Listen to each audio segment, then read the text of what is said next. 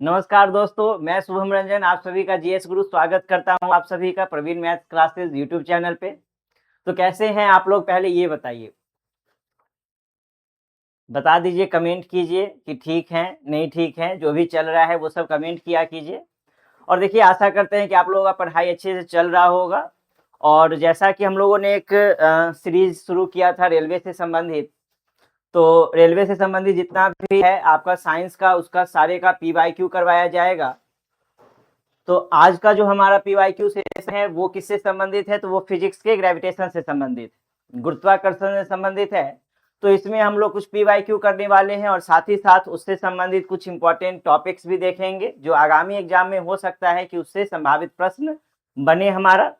तो आप लोग जो है चैनल पे अगर नए हैं तो इसे सब्सक्राइब कीजिए, अपने दोस्तों के साथ शेयर जरूर कीजिए, लाइक कीजिए, कमेंट कीजिए। और जो भी सीरीज यहाँ पे लाया जा रहा है वो सब आप लोगों के एग्जाम के लिए, आगामी एग्जाम के लिए बहुत ज़्यादा इंपॉर्टेंट है।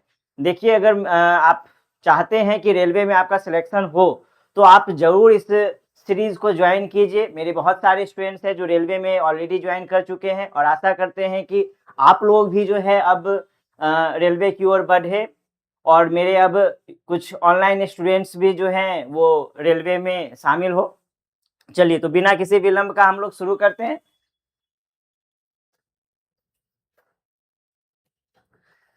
चलिए दोस्तों, देखिए, पहला प्रश्न है और आप लोग को भी आंसर करते जाना है, साथ में आप लोग कमेंट जरूर किया कीजिए, ठीक है। देखिए, पहला प्रश्न कह रहा है कि जब आप किसी वृक्ष को हिलाते हैं तो फल डैश के कारण गिरते हैं। और ये देखिए दोस्तों, आपका आरआरबी लेवल स्टेज 1 का क्वेश्चन है। तो आप बताइए कि जब हम पेड़ को हिलाते हैं तो फल नीचे गिरा, फल किसके कारण नीचे गिरा है। ऑप्शन है आपका गति का जड़त्व, दूसरा केवल गुरुत्व, तीसरा वायु दाब और चौथा है गुरुत्व और विराम के जड़त्व के कारण, ठीक है। चलिए दोस्तों, तो इसका उत्तर क्या हो जाएगा, इसका उत्तर हो जाएगा डी।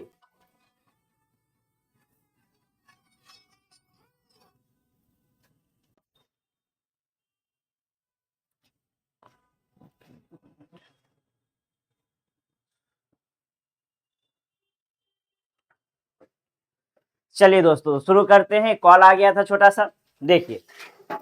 तो इसका आंसर क्या हो जाएगा, इसका आंसर हो जाएगा डी, गुरुत्व और विराम के जड़त्व के कारण हो जाएगा। अब देखिए दोस्तों, यहाँ तो आप लोग जान ही रहे हैं कि जब हम लोग पेड़ को हिलाते हैं तो कभी कभी प्रश्न ये भी पूछ देता है कि पेड़ को हिलाने से जो फल नीचे गिरा वो न्यूटन के किस लॉ के कारण, क्योंकि आप लोग 3 लॉ पढ़े होंगे, first law, second law, third law. तो उस तीनों लॉ में से, तीनों नियम में से किस नियम का पालन करता है, ठीक है।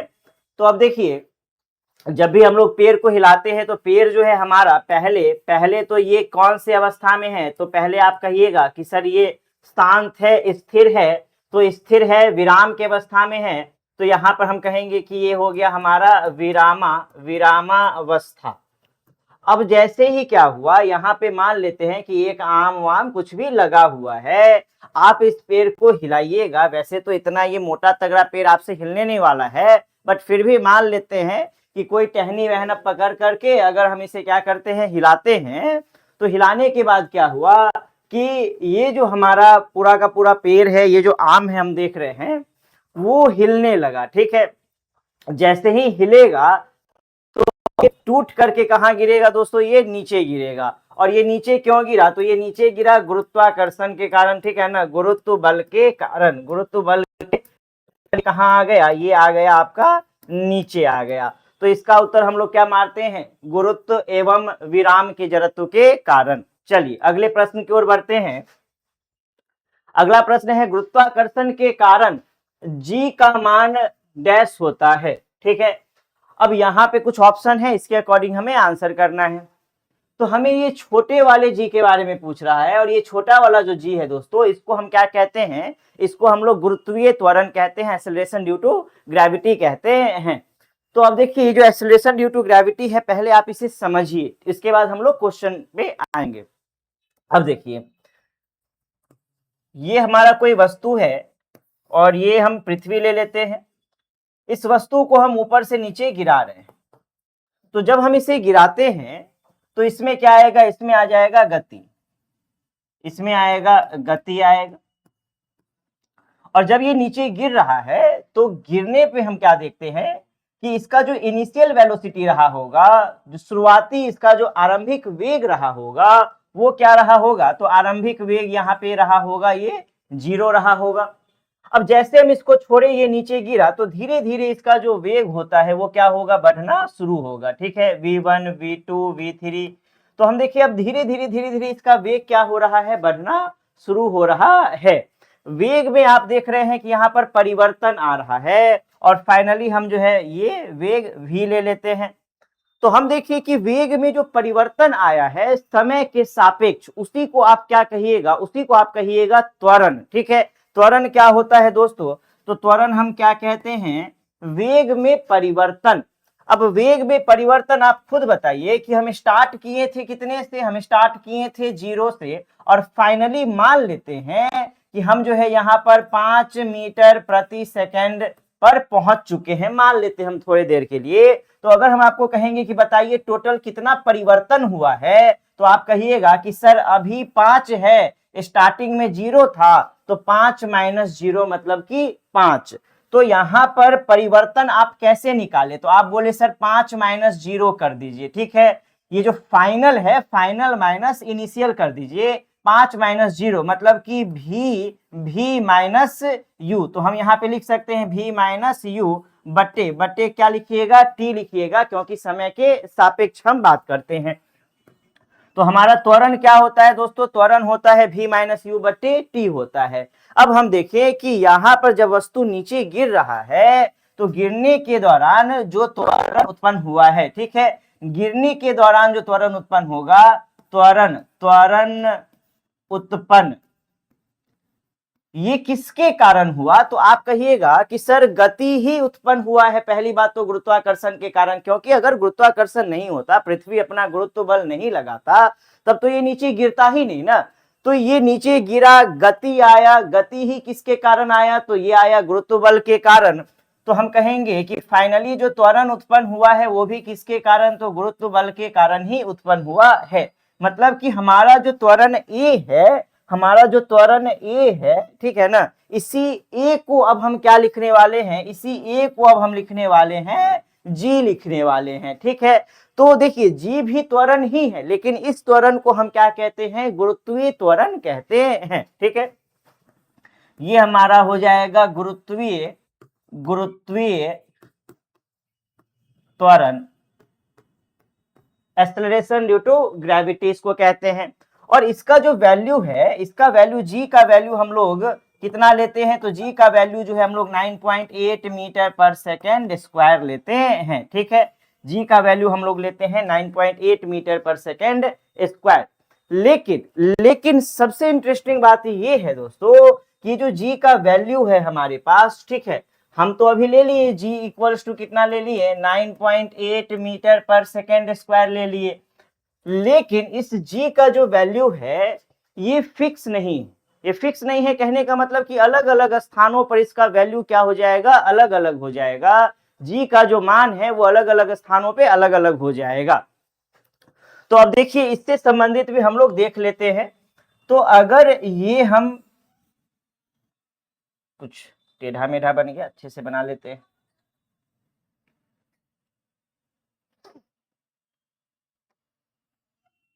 चलिए, ये हमारा हो गया पृथ्वी। अब देखिए दोस्तों, ये जो पृथ्वी है, ये पृथ्वी का हम लोग ले लेते हैं केंद्र ले लेते हैं। तो हम देखें कि ये बीच वाला रेखा जो है ये आपका हो जाएगा, बीच वाला जो रेखा है वो आपका भूमध्य रेखा है, भूमध्य रेखा। ऊपर आपका क्या हो जाएगा, तो आप कहिएगा कि यहाँ पर सर ध्रुव हो जाएगा, पोल हो जाएगा, ध्रुव। तो अब देखिए यहाँ पे समझिए अच्छे से कि यदि आपसे प्रश्न पूछता है कि g का मान, जो स्मॉल g है, गुरुत्वीय त्वरण है, उसका मान सबसे कम कहाँ है, तो हम देखते हैं कि भूमध्य रेखा पर इसका मान सबसे क्या होगा, कम होगा। ठीक है, मतलब यहाँ पर g का वैल्यू आप क्या बोलिएगा, मिनिमम बोलिएगा, मिनिमम बोलिएगा यहाँ पर। इसके बाद जैसे जैसे हम भूमध्य रेखा से ध्रुवों की तरफ बढ़ते हैं, तो भूमध्य रेखा से ध्रुवों की तरफ बढ़ने पर क्या होगा, ध्रुवों की तरफ बढ़ने पर जी का मान जो है वो बढ़ेगा। तो हम कह सकते हैं कि जी का मान जो है ध्रुवों पर क्या हो जाएगा, तो यहाँ पर ये हो जाएगा मैक्सिमम। ठीक है, यहाँ पर ये क्या हो जाना है, मैक्सिमम हो जाना है।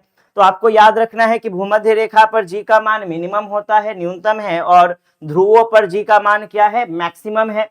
इसके अलावा, अब इसके अलावा भी आपको कुछ पॉइंट समझना है, वो ये समझिए कि देखिए अब आपसे प्रश्न पूछेगा कि जब हम पृथ्वी के सतह से ऊपर जाते हैं तो पृथ्वी के सतह से ऊपर जाने पर जी का मान क्या होता है, या फिर केंद्र की ओर जाने पर जी का मान क्या होता है। ठीक है, अब देखिए दूरी जो है ना भाई, दूरी नहीं बढ़ना चाहिए। ठीक है, क्योंकि आप लोग ये गाना सुने होंगे, दूरी सही जाए ना, तो बस वही बात यहां पर होगा। जैसे जैसे दूर जाएगा जी का मान जो है वो क्या होता जाएगा, कम होता जाएगा। तो कहिएगा कि सर कहां से दूर जाएगा, तो सतह से दूर। ठीक है, मतलब अगर हम सतह से ऊपर की ओर जाते हैं, सतह से ऊपर अगर हम जाते हैं, तो हम देखिए सतह से ऊपर जा रहे हैं मतलब सतह से दूर जा रहे हैं, और दूर जा रहे हैं मतलब दूरी सही जाए ना, इसका मतलब है कि जी का मान क्या हो रहा है दोस्तों, तो जी का मान जो है वो घट रहा है। ठीक है ना, घटेगा। जी का मान क्या होगा, ऊपर जाने पर घटेगा, और एक समय आएगा जब आप ऊपर जाते जाते जाते पहुंच जाइएगा अंतरिक्ष में, तो अंतरिक्ष में जी का मान कितना हो जाएगा, तो आप कहिएगा कि सर अंतरिक्ष में जी बराबर क्या हो जाएगा, वहां पर 0 हो जाएगा। ठीक है, क्योंकि घटते घटते घटते वो क्या हो गया, 0 हो गया। चलिए अब दूसरा बात हम करते हैं कि केंद्र की तरफ जाएंगे तब क्या होगा। तो जब हम केंद्र की तरफ जाएंगे, ठीक है, यहां पे हम कर देते हैं इस तरीके से, केंद्र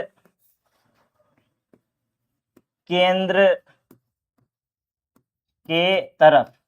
तो जब आप केंद्र की तरफ जाइएगा तो इस केस में भी क्या हो रहा है, आप सतह से जा रहे हैं दूर, तो फिर से वही बात, दूरी सही जाए ना, दूरी जो है वो किसी को नहीं सहा जाता है, इसको भी दूरी नहीं सहा जा रहा है, तो ये बेचारा धीरे धीरे क्या होता जाएगा, कम होता जाएगा। जी क्या होगा, घटेगा, जी घटेगा।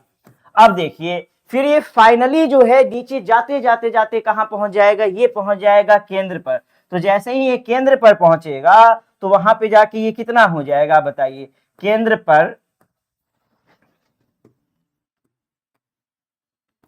केंद्र पर जी का मान कितना हो जाएगा, ये हो जाएगा फिर से 0 हो जाएगा, क्योंकि घटता जाएगा। तो ये सारा पॉइंट आपको याद रखना है, कुछ नहीं है, बहुत आसान है। भूमध्य रेखा पे आपको याद रखना है मिनिमम होता है, ध्रुवों पर मैक्सिमम होता है। इसके बाद जब आप सतह छोड़ करके जाइएगा, सतह से आप दूर जाइएगा, तो ये मान घटता जाएगा। तो हम ऊपर जा रहे थे, तो ऊपर जा रहे, सतह से ऊपर जाने पर जी घट रहा है। अंतरिक्ष में हम पहुंच गए तो वो घटते घटते 0 हो चुका, वहां पर 0 हो चुका। केंद्र के तरफ जब हम जाते हैं तभी जी का मान घटता है, और जब हम केंद्र पर पहुंच जाएंगे तो जी का मान कितना हो जाएगा, 0 हो जाएगा। ठीक है, चलिए तो अब हम लोग जो है प्रश्न की ओर बढ़ते हैं, और आपको याद रखना है कि सतह पर जनरली हम कितना लेते हैं, तो जनरली हम ले रहे हैं 9.8 मीटर पर सेकेंड स्क्वायर ले रहे हैं। ठीक है, चलिए अब देखिए, अब हमारा क्वेश्चन है यहाँ पर कि गुरुत्वाकर्षण के कारण उत्पन्न जो त्वरण है जी का मान डैश होता है। पहला ऑप्शन है भूमध्य रेखा पर ऋणात्मक और ध्रुवों पर धनात्मक। दूसरा कह रहा है भूमध्य रेखा पर ध्रुवों की तुलना में अधिक। देखिए भूमध्य रेखा पर ध्रुवों की तुलना में अधिक नहीं होता है, ये अभी जस्ट हम आपको बताए थे। ठीक है, तो ये हमारा गलत हो जाएगा। नेक्स्ट है ध्रुवों और भूमध्य रेखा पर समान, ये भी हमारा गलत है। नेक्स्ट है ध्रुवों पर भूमध्य रेखा की तुलना में अधिक। तो देखिए दोस्तों, यही जो हम बताए थे यहाँ पर, इसमें हम क्या बताएं कि ध्रुवों पर जो है आपका यहाँ जो ध्रुव है, यहाँ पे क्या होगा, भूमध्य रेखा के मुकाबले अधिक होगा, मैक्सिमम होता है। तो यही हमारा क्या हो जाएगा, उत्तर हो जाएगा। चलिए, तो ध्रुवों पर भूमध्य रेखा की तुलना में अधिक, ये हमारा आंसर हो जाएगा। चलिए, और सभी आपको नोट डाउन करते जाना है, कॉपी किताब तो नहीं, कॉपी और कलम लेकर के साथ में बैठा कीजिए। जो भी एक्स्ट्रा पॉइंट बताते हैं उन सभी पॉइंट्स को आप नोट डाउन करते चलिए, क्योंकि क्वेश्चन वहां से भी प्रश्न बहुत सारा बनता है। ऐसा नहीं है कि जब एक टॉपिक हम समझा रहे होते हैं तो उससे कोई एक प्रश्न बनता है, उस एक टॉपिक से कम जो है 5 से 6 प्रश्न आपके बनते हैं, तो वो सब आपको नोट डाउन करते जाना है।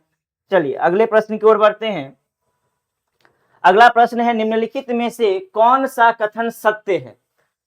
देखिए ऑप्शन है, किसी वस्तु का भार वह शक्ति है जिसके साथ, अब देखिए यहाँ पर भार और द्रव्यमान से संबंधित आई थिंक क्वेश्चन है, तो इसके बारे में भी थोड़ा सा हम लोग समझ लेते हैं। ठीक है, भार और द्रव्यमान से संबंधित हम लोग थोड़ा सा समझ लेते हैं, क्योंकि बहुत सारे स्टूडेंट्स को और बहुत सारे लोगों को लगता है कि भार और द्रव्यमान एक ही है, वेट और मास दोनों एक ही है, जबकि ये गलत है। ठीक है, दोनों अलग अलग राशि है। तो आपको यहाँ पे समझना है, पहले देखिए द्रव्यमान क्या है? द्रव्यमान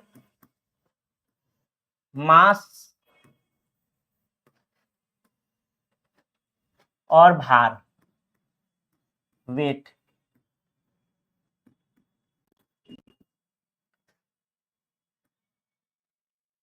देखिए दोस्तों, द्रव्यमान क्या होता है कि किसी भी वस्तु में उपस्थित पदार्थ की जो मात्रा होती है, उस मात्रा को हम क्या कहते हैं? द्रव्यमान कहते हैं। ठीक है, वस्तु में उपस्थित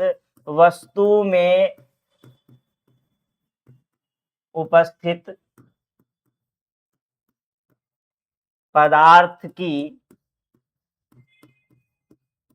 मात्रा। ठीक है, तो ये हो जाएगा आपका अमाउंट ऑफ मैटर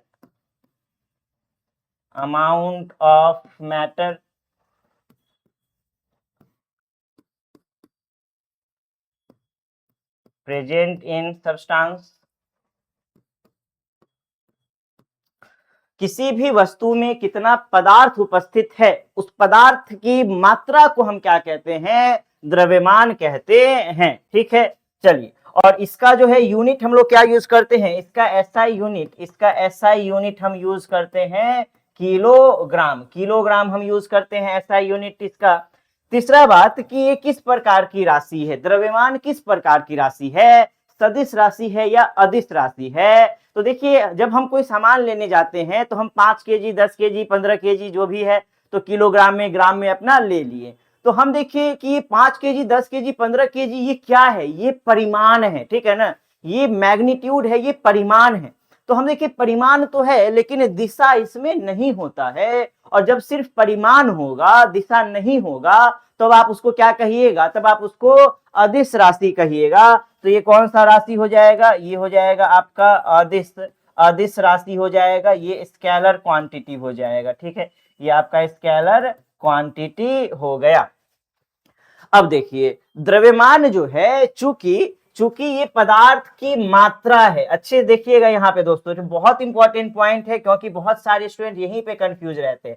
पदार्थ की मात्रा है, तो अब आप एक बात बताइए कि पदार्थ की मात्रा जो है वो कभी चेंज होगा क्या? ठीक है, अगर मेरे पास अभी मान लेते हैं कि हम मार्केट गए, 5 किलो आलू लेकर के अभी हम आए हैं, तो वो 5 किलो आलू जो है मेरा, अगर हम उसको घर में लेकर के चले जाए, या फिर हम कहीं भी लेकर के भारत के किसी भी कोने में लेकर के हम उसको घूमते रहें, तो वो 5 किलो से 10 किलो हो जाएगा क्या? या फिर वो 5 किलो से 2 किलो हो जाएगा क्या? नहीं, वो उतना ही रहेगा। तो हम क्या देखें कि जो पदार्थ की मात्रा होती है वो चेंज नहीं होता है। इसीलिए हम कहेंगे कि द्रव्यमान जो है वो हर जगह क्या रहेगा? सेम रहेगा। अर्थात पृथ्वी पर जो वस्तु, मान लीजिए कि मेरा जो द्रव्यमान है वो 60 केजी है, मान लेते हैं थोड़ी देर के लिए, तो पृथ्वी पर अगर मेरा द्रव्यमान 60 केजी है, तो चांद पर भी मेरा द्रव्यमान कितना रहेगा? 60 केजी ही रहेगा। ऐसा तो है नहीं वहां पर जाकर के हम 100 केजी के हो जाएंगे, या फिर वहां जाकर के हम 10 केजी के हो जाएंगे। वहां पर भी मेरा कितना रहेगा? 60 केजी ही रहेगा। अंतरिक्ष में भी मेरा द्रव्यमान कितना रहेगा? 60 केजी ही रहेगा। हर जगह मेरा द्रव्यमान कितना रहने वाला है? 60 केजी ही रहने वाला है।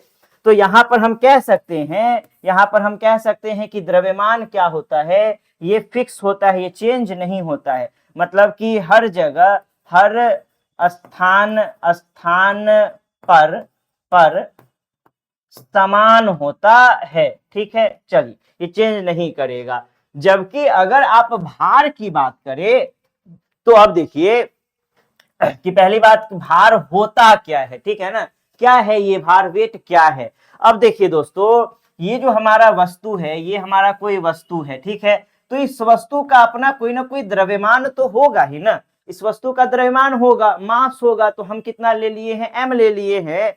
अब पृथ्वी क्या करेगी, पृथ्वी जो है अपना गुरुत्वाकर्षण बल इस पे लगाएगी, गुरुत्व बल इस पे लगाएगी। तो गुरुत्वाकर्षण बल इस पर लगा रही है, और गुरुत्वाकर्षण बल जो लगाएगी तो उसके कारण इस पर जो त्वरण उत्पन्न होगा वो कितना उत्पन्न होगा, तो वो उत्पन्न होगा जी। अभी तुरंत हम लोग पढ़े थे जी क्या होता है, ठीक है। तो वस्तु पृथ्वी किसी वस्तु को अपनी ओर खींच रही है, और उस गुरुत्वाकर्षण के कारण, उस गुरुत्व के कारण जो त्वरण उत्पन्न हो रहा है उसको हम कह रहे हैं जी कह रहे हैं, ठीक है। अब देखिए यहाँ पर, तो पृथ्वी जितना गुरुत्वाकर्षण बल इस पर लगाई है, ठीक है ना, जितना जितना गुरुत्व बल जो है फोर्स इस पर लगाई है, तो आप कहिएगा कि सर कितना फोर्स लगाई है, आप ही बताइए कितना फोर्स लगाई है। तो फोर्स इक्वल्स टू क्या होता है, force equals to F equals to M A होता है, हाँ या ना, ठीक है ना। फोर्स इक्वल्स टू होता है एम ए, ठीक है, मास इंटू एक्सेलरेशन, द्रव्यमान गुणे त्वरण होता है। तो अब देखिए पिछले जब हम लोग त्वरण पढ़ रहे थे, गुरुत्वीय त्वरण, तो वहां पर हम आपको बताएं कि हम लोग इस ए को रिप्लेस करेंगे, किससे रिप्लेस करेंगे, जी से रिप्लेस करेंगे, क्योंकि हमें त्वरण नहीं, हमें गुरुत्वीय त्वरण लेना है, ठीक है। तो हमने उस ए को रिप्लेस कर दिया, किससे, जी से हम रिप्लेस कर दिए। तो यहाँ पर ये F इक्वल्स टू क्या आ गया आपका, mg आ गया, और यही F इक्वल्स टू mg आपका क्या है दोस्तों, यही आपका भार है, ठीक है ना, यही आपका वेट है। W इक्वल्स टू क्या आपको याद रखना है, mg याद रखना है। देखिए ये तो भार क्या होता है, वेट क्या होता है, वेट इक्वल्स टू हम क्या बोलेंगे, mg बोलेंगे। भार जो है ये किसी वस्तु पर जो गुरुत्वीय बल लगाया गया है, जो गुरुत्वाकर्षण बल लगाया गया है, तो कितना लगाया गया है उसी के माप को हम क्या कहते हैं, भार कहते हैं, ठीक है ना। मतलब कि the measure of gravitational force act on the body, किसी भी वस्तु पर, किसी भी सामान पर जितना गुरुत्वाकर्षण बल लगाया गया है उसकी माप को आप क्या कहिएगा, भार कहिएगा, ठीक है। अब देखिए यहां पर, तो चूंकि भार जो है, भार क्या है, बल ही है, बल को ही हम माप रहे हैं कि वस्तु पर कितना बल लग रहा है, कितना गुरुत्वाकर्षण बल लग रहा है, इसीलिए इसका एसआई मात्रक आप क्या बोलिएगा, तो एसआई मात्रक आप न्यूटन ही बोलिएगा, ठीक है, न्यूटन ही बोलिएगा। उसके बाद हम बात करें कि सदिश राशि होगी कि अदिश राशि होगी, तो चूंकि यह बल ही है, बल का ही माप है, तो ये कौन सा हो जाएगा, ये सदिश राशि हो जाएगा, आपका वेक्टर क्वांटिटी हो जाएगा, ठीक है। अब देखिए दोस्तों, तो यहां तक आशा करते हैं कि द्रव्यमान और भार में अब आप लोगों का अंतर क्लियर हो गया होगा कि दोनों सेम नहीं है, दोनों अलग अलग है।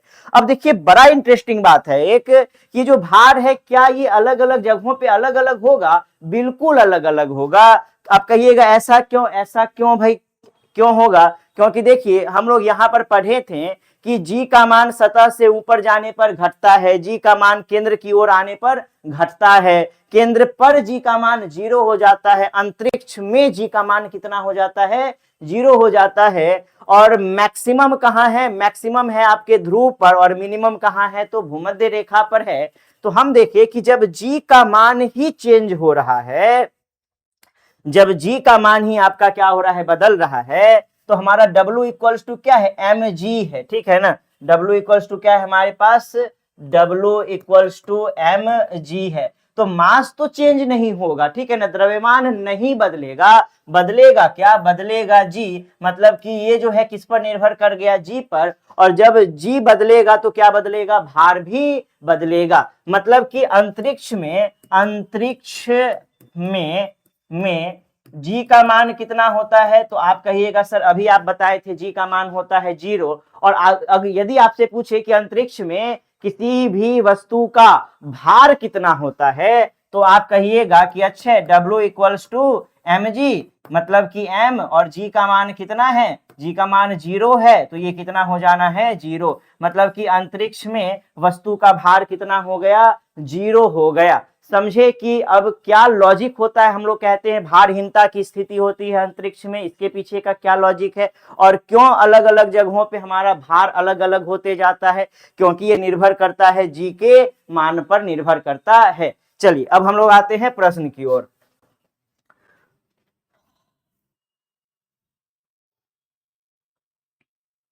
देखिए, तो प्रश्न कह रहा है कि कौन सा कथन सत्य है। किसी वस्तु का भार वह शक्ति है। पहली बात तो शक्ति नहीं है, किसी वस्तु का भार शक्ति नहीं है, बल्कि किसी वस्तु का भार जो है, भार क्या होता है, बल होता है। बल के ही, गुरुत्वाकर्षण बल के माप को हम लोग भार कहते हैं। तो ये हमारा तो ऐसे ही कट गया।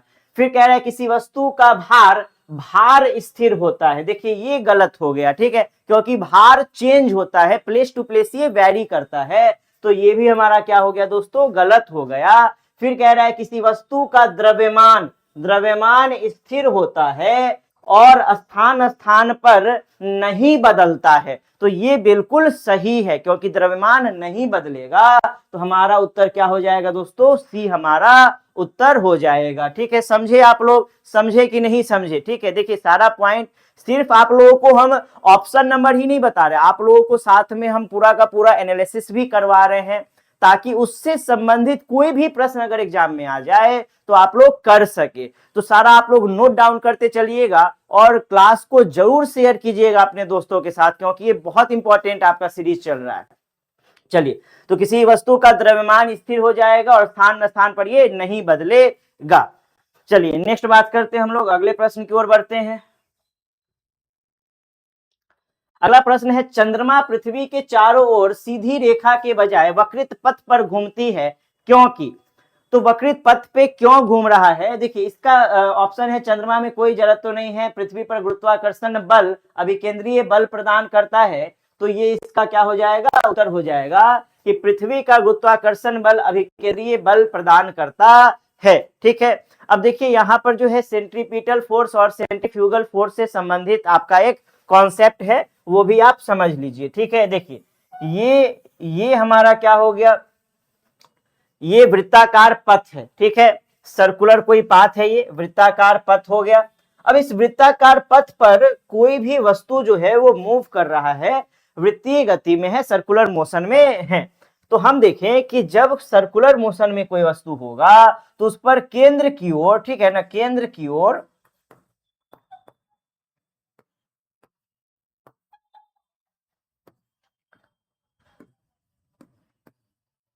केंद्र की ओर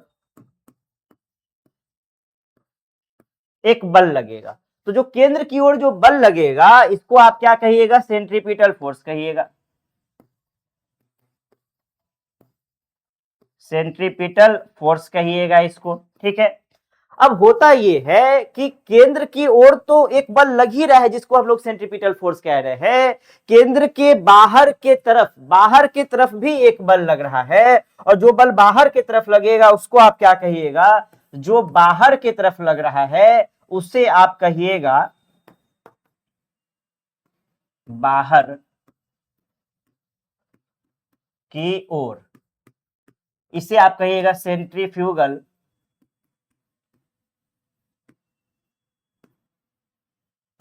फोर्स, सेंट्रीफ्यूगल फोर्स कहिएगा। और इसी सेंट्रीफ्यूगल फोर्स को जो है स्यूडो फोर्स के नाम से भी जाना जाता है। ठीक है, इसी को स्यूडो फोर्स भी कहा जाता है।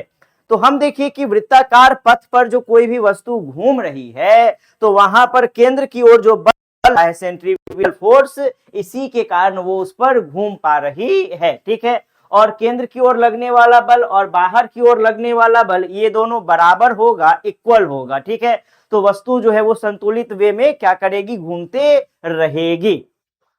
चलिए, तो इसका उत्तर क्या हो जाएगा, पृथ्वी का गुरुत्वाकर्षण बल क्या करता है, अभिकेंद्रीय बल प्रदान करता है। कौन सा बल, सेंट्रीपिटल फोर्स ये प्रदान करता है। ठीक है, चलिए नेक्स्ट हम लोग अगले प्रश्न की ओर बढ़ते हैं।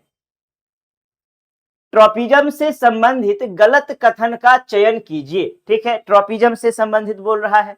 अब देखिए ट्रॉपिज्म क्या है, तो यहां पर आप देखिएगा कि जब किसी भी संवेदना या फिर किसी भी वस्तु, किसी भी कारण से, कोई भी फैक्टर हो सकता है, कुछ भी कारक हो सकता है, उस कारण से यदि किसी के तरफ झुकाव हो रहा है, अट्रैक्शन हो रहा है, तब वो ट्रॉपिज्म है। अब जैसे एक एग्जांपल से आप समझिए, अगर हम कहते हैं पृथ्वी के तरफ, ठीक है, भूमि के तरफ, भूमि के तरफ आकर्षण। तो भूमि की तरफ जो आकर्षण होगी तो भूमि को आप क्या कहते हैं, आप कहते हैं जियो, ठीक है ना। ये हो जाएगा आपका जियो, जियो शब्द भूमि से संबंधित हो गया। और फिर आप क्या कहिएगा, ट्रॉपिज्म, ट्रॉपिज्म, जियोट्रॉपिज्म। तो जियोट्रॉपिज्म का क्या अर्थ हो गया, भूमि के तरफ आपका झुकाव, भूमि के तरफ आकर्षण हो गया। उसी प्रकार से हमें यहाँ पर क्या करना है, एलिमिनेट करना है। अब देखिए पहला कह रहा है रसायन आकर्षण, रसायन,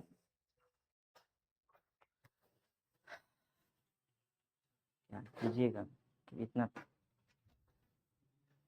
एक मिनट दोस्तों आप लोग रुके रहिए, थोड़ा सा लैपटॉप डिस्चार्ज हो गया है, हम लोग तुरंत कनेक्ट करते हैं, कहीं जाइएगा नहीं, तब तक हम लोग कुछ बातचीत कर लेते हैं।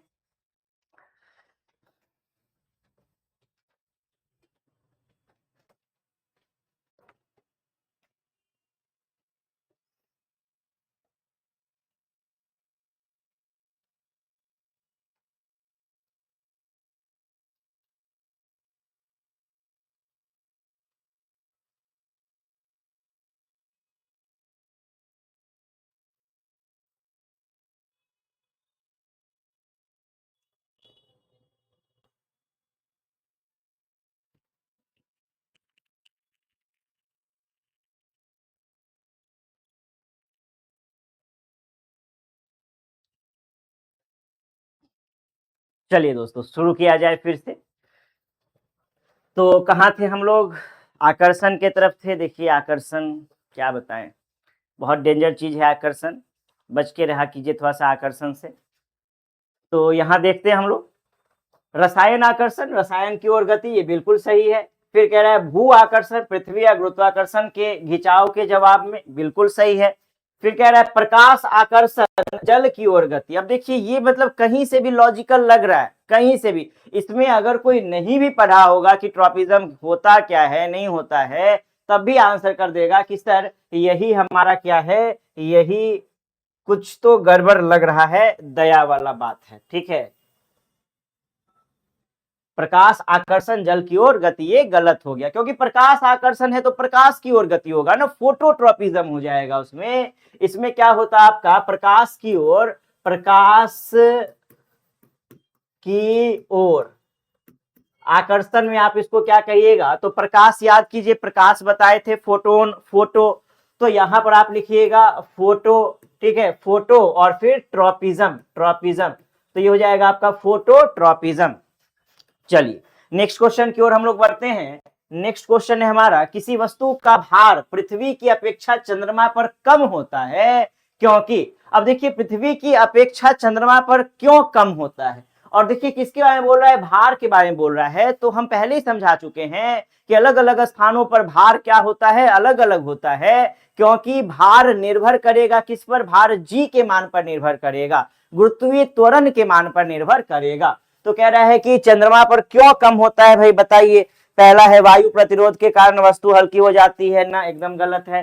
चंद्रमा पर वस्तु का द्रव्यमान कम हो जाता है, एकदम नहीं, क्योंकि द्रव्यमान क्या होता है दोस्तों, फिक्स होता है, द्रव्यमान चेंज नहीं होगा, ठीक है। तो ये भी गलत हो गया। चंद्रमा अधिक बल के साथ वस्तुओं को आकर्षित करती है, नहीं, एकदम गलत। चंद्रमा का गुरुत्वीय त्वरण पृथ्वी की तुलना में क्या होता है, कम होता है, ठीक है। गुरुत्वीय त्वरण क्या होता है, पृथ्वी की तुलना में कम होता है। तो यही बात आपको समझना था कि W इक्वल्स टू mg है। यदि आप g का मान कम कीजिएगा तो भार भी क्या हो जाएगा, कम हो जाएगा, ठीक है। चलिए आगे बढ़ते हैं हम लोग।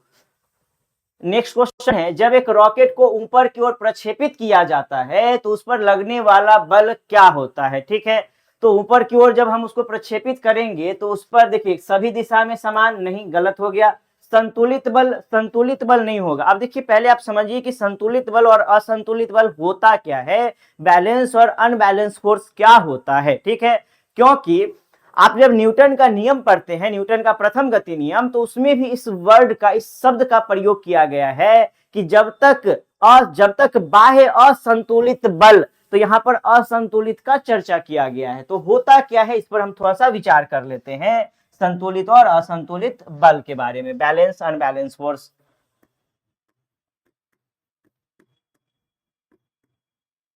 संतुलित बल, बैलेंस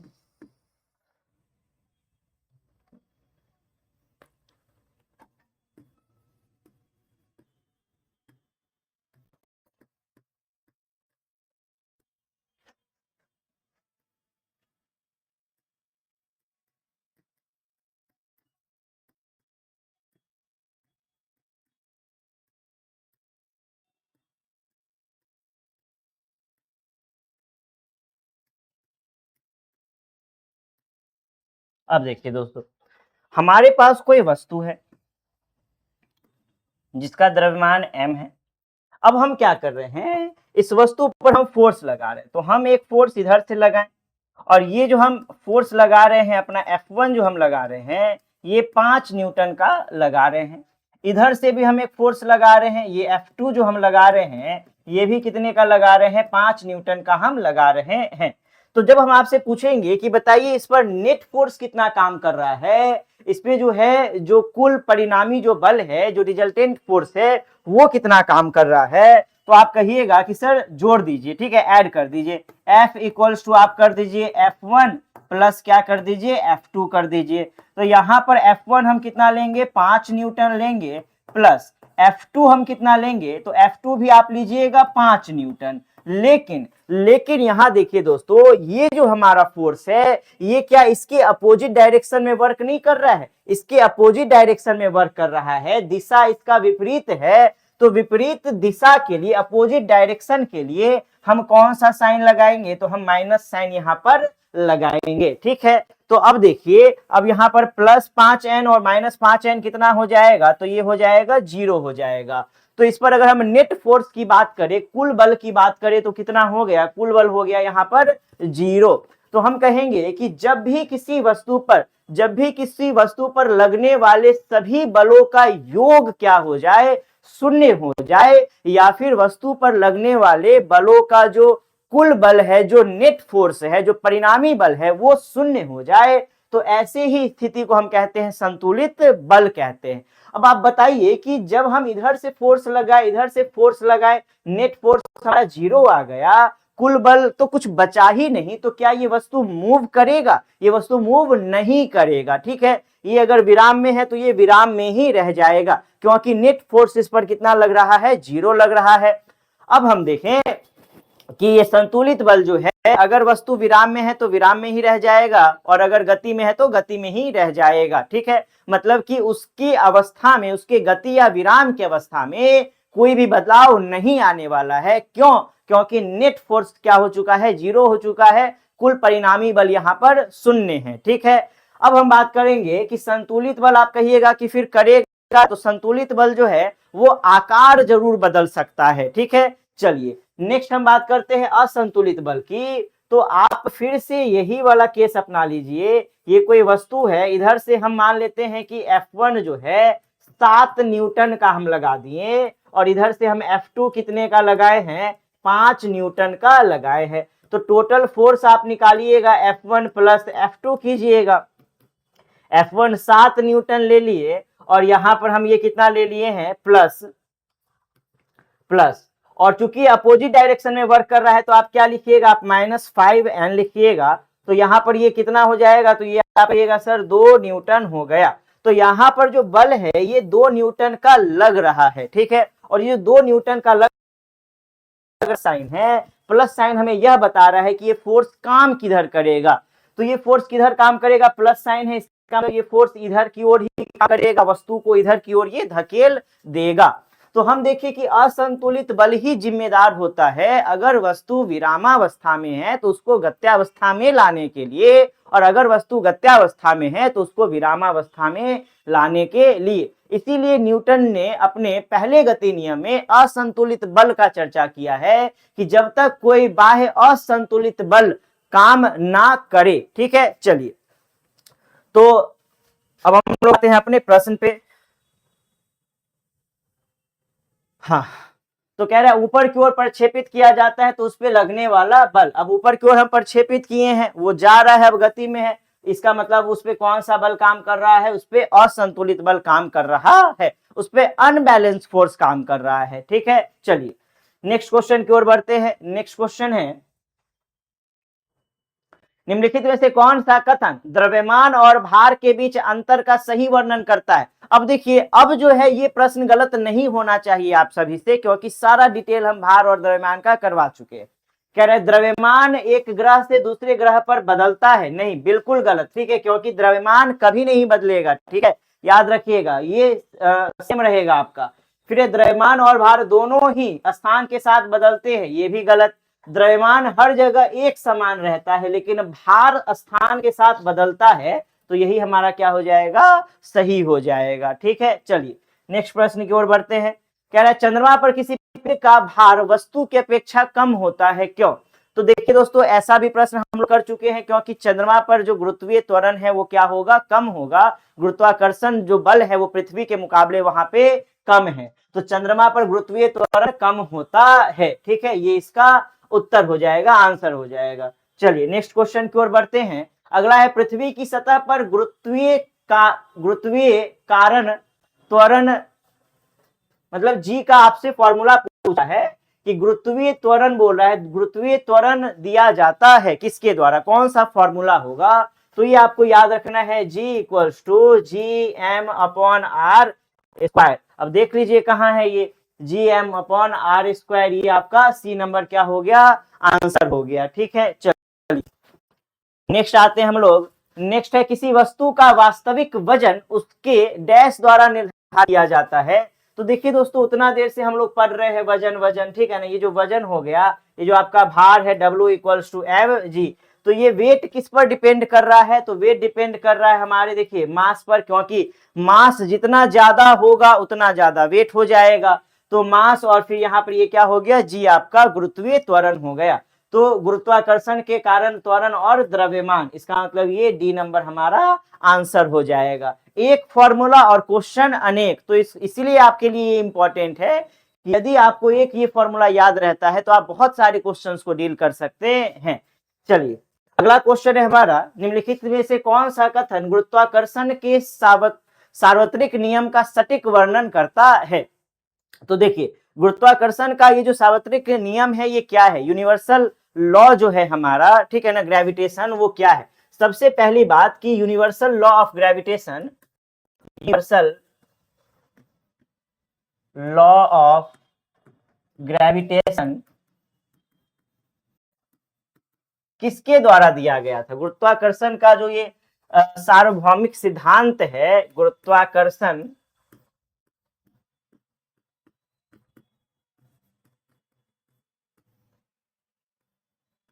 का सार्वभौमिक सिद्धांत किसके द्वारा दिया गया था? तो ये दिया गया था न्यूटन के द्वारा। ठीक है, ये न्यूटन,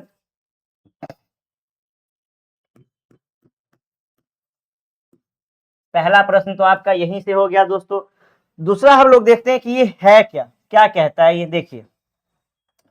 तो इनका कहना था कि अगर हम कोई दो वस्तु लेते हैं, एक का द्रव्यमान m1 है और एक का द्रव्यमान m2 है, और इन दोनों के बीच की जो दूरी है, इन दोनों के केंद्रों के बीच की जो दूरी है वो हम ले लेते हैं कितना, r ले लेते हैं। ठीक है, चलिए, तो इस पे जो लगने वाला बल होगा, इस दोनों के बीच जो बल काम करेगा, ठीक है, ये जो बल काम करेगा वो समानुपात होगा इन दोनों वस्तुओं के द्रव्यमान के गुणनफल के। तो आप कहिएगा कि अच्छा, द्रव्यमान का गुणनफल निकालना है, मतलब कि इसका द्रव्यमान m1 इसका m2 गुना कर देना है, तो m1 इंटू m2 कर देंगे, बट्टे इन दोनों के बीच की जो दूरी है, तो आप दूरी देखिए कितना है, दूरी है r। ठीक है, तो दूरी के वर्ग के, दूरी के किसके, वर्ग के। तो यहां पर हम देखें कि ये जो हमारा आया है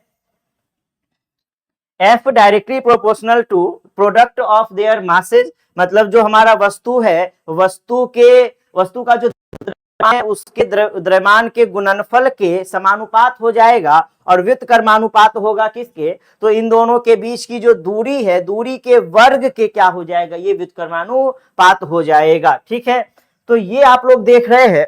अब देखिए कि किस पर डिपेंड कर रहा है, जो फोर्स है किस पर डिपेंड कर रहा है। तो आप कहिएगा सर, दोनों वस्तु का जो द्रव्यमान है उसके गुणनफल पे, और दूसरा वस्तु के दूरी पर। ठीक है, क्योंकि वर्ग का, दूरी का जो वर्ग है उसके व्युत्क्रमानुपाती है। इसी को जब आप और सॉल्व कीजिएगा तो F इक्वल्स टू, आप जो है एक ग्रेविटेशन कांस्टेंट यहाँ पे लीजिएगा, ये आप G ले लीजिएगा, G आपका हो जाएगा ग्रेविटेशनल कांस्टेंट हो जाएगा, और फिर आप लिखिएगा m1 इंटू m2 बट्टे r स्क्वायर लिखिएगा। ठीक है, तो ये भी आपका एक फॉर्मूला हो गया F इक्वल्स टू, जहां पर G क्या है, G इक्वल्स टू आपका गुरुत्वाकर्षण नियतांक है। ठीक है, ये आपका हो जाएगा गुरुत्वाकर्षण नियतांक, और इसका वैल्यू कितना हो जाएगा, तो ये हो जाएगा 6.67 इंटू 10⁻⁻11 न्यूटन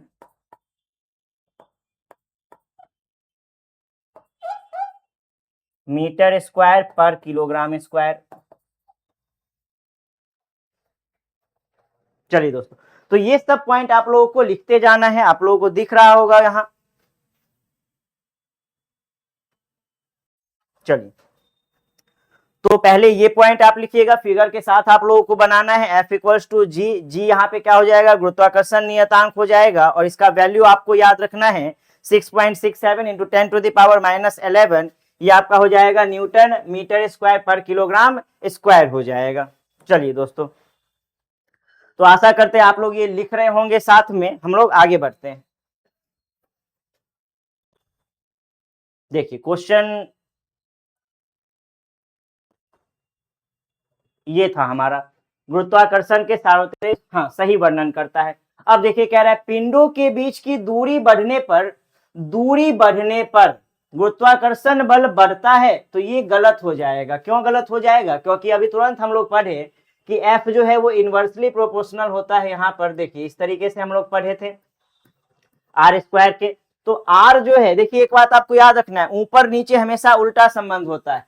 मतलब कि आप यहाँ पर आर को क्या कीजिएगा, बढ़ाइएगा, तो एफ क्या हो जाएगा, घटेगा। ठीक है, ये ऊपर है ये नीचे है, आपको उल्टा संबंध याद रखना है। तो आर को आप बढ़ाइएगा, दूरी बढ़ाइएगा, फोर्स क्या होगा, कम हो जाएगा। देखिए हम क्या बताएं, हम पहले ही बता चुके हैं कि दूरी सही जाए ना, तो वही वाला भाल यहाँ पर भी है। दूरी बढ़ेगा तो जो आकर्षण बल है वो धीरे धीरे क्या होता जाएगा, कम होता जाएगा यहाँ पर।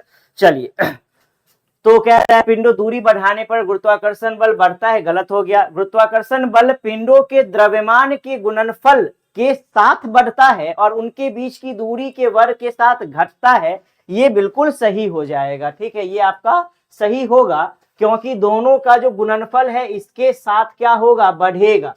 ऊपर ऊपर आपको याद रखना है दोस्तों, ऊपर ऊपर ऊपर ऊपर हम क्यों कह रहे हैं, क्योंकि F इक्वल्स टू यहाँ पर हम देखें F directly proportional to m1 m2 बट्टे आर स्क्वायर। तो ऊपर ऊपर सीधा संबंध होगा, एक बढ़ेगा दूसरा भी बढ़ेगा, और ऊपर नीचे उल्टा संबंध होगा, एक बढ़ेगा दूसरा घटेगा। तो अगर आप इसको बढ़ाइएगा तो ये बढ़ जाएगा, लेकिन आप आर को, दूरी को बढ़ाइएगा तो फोर्स क्या हो जाएगा, कम हो जाएगा। तो यहाँ पर हमारा ये क्या होगा, सही उत्तर हो गया। नेक्स्ट देखिए कह रहा है निम्नलिखित में से कौन सा कथन सही है।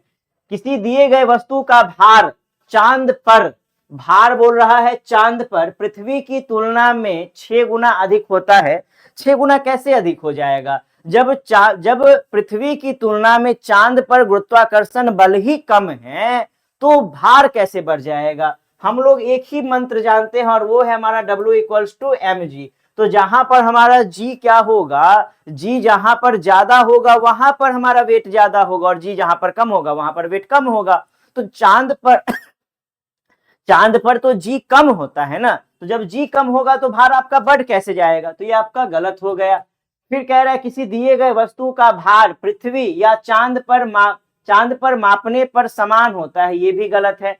फिर कह रहा है किसी दिए गए वस्तु का भार पृथ्वी पर चांद की तुलना में 6 गुना अधिक होता है, तो ये आप हो गया, क्योंकि चांद की तुलना में पृथ्वी पर क्या हो जाएगा, 6 गुना अधिक हो जाएगा। चलिए नेक्स्ट प्रश्न है आपका, पृथ्वी की सतह से ऊपर जाने पर गुरुत्वीय त्वरण। देखिए दोस्तों हम पहले ही बता दिए कि दूरी सही जाए ना, आप सतह से ऊपर जाइएगा, जी का मान क्या होगा, घटेगा। ठीक है, तो यहाँ पर आप क्या मानिएगा, घटता है। नेक्स्ट क्वेश्चन है हमारा, चलिए, यदि किसी ग्रह का द्रव्यमान 2 गुना कर दिया जाए। अब देखिए इसके लिए देखिए जी इक्वल्स टू हम लोग क्या पढ़े, G equals to G M बट्टे आर स्क्वायर। ठीक है, जी एम बट्टे आर स्क्वायर। अब देखिए यहाँ पर आपको एक ऐसा मंत्र बता देंगे ना, ऐसा तरीका बता देंगे कि एकदम चुटकी में आंसर कीजिएगा। यहाँ पर कह रहा है कि यदि यदि यदि द्रव्यमान क्या किया जाए, 2 गुना किया जाए।